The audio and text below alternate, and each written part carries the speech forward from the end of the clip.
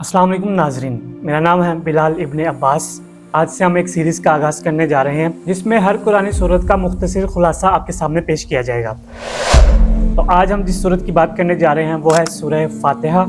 ये एक मक्की सूरत है, इसमें 7 आयात हैं और इसका मतलब होता है द ओपनिंग। क्योंकि ये कुरान पाक की पहली सूरत है इसलिए इसको फातिहा भी कहा जाता है। इसमें टोटल 7 आयात हैं। इन 7 आयात में पहले 3 आयात अल्लाह की बड़ाई को बयान करती हैं, जबकि आखिरी 4 आयात में हमें उससे दुआएं सिखाई गई हैं। पहली 3 आयात में उसकी बड़ाई और उसका तारुफ बयान किया गया है, जैसे कि वो कौन है, वो रब्बुल आलमीन है। वो कौन है, वो रहमान और रहीम है। वो कौन है, वो मालिकी यौमिद्दीन है, उस दिन का मालिक है जिस दिन हिसाब लिया जाएगा। और अगली 4 आयत में उससे दुआ सिखाई गई है कि हम तुझ ही से मदद मांगते हैं और तेरी ही इबादत करते हैं। ये याद रखिएगा कि इबादत और दुआ सिर्फ अल्लाह ही से है, इसके अलावा किसी से भी दुआ नहीं की जा सकती। और उसके बाद हमें नेक लोगों के रास्ते पर चलने का हुक्म दिया गया है।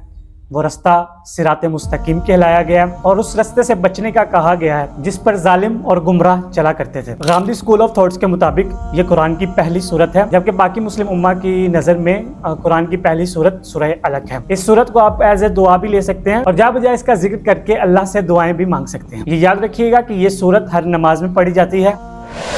और अगर हम इस सूरत को साइंसी लिहाज से देखें तो ये सूरत हमें बताती है कि ये जिस दुनिया में हम रह रहे हैं इसके अलावा और भी जहान है। और मालिकी यौमिद्दीन की इस आयत से हमें मालूम होता है कि हमने मरकर उठना है, यानी कि ये दुनिया एक दिन तबाह हो जाएगी, एक दिन यहाँ पर कयामत बर्पा कर दी जाएगी। और साइंस की बहुत सी थ्योरीज के मुताबिक ये बात सामने आ चुकी है कि एक दिन ये सूरज ठंडा हो जाएगा और जिस दिन ये सूरज बाकी ना रहा उस दिन जिंदगी का इख्तिताम हो जाएगा। तो नाज़रीन, ये थी आज की सूरत और उसका मुख्तसर सा खुलासा। उम्मीद है आपको पसंद आया होगा। मुझे दीजिएगा इजाज़त। अल्लाह हाफिज़।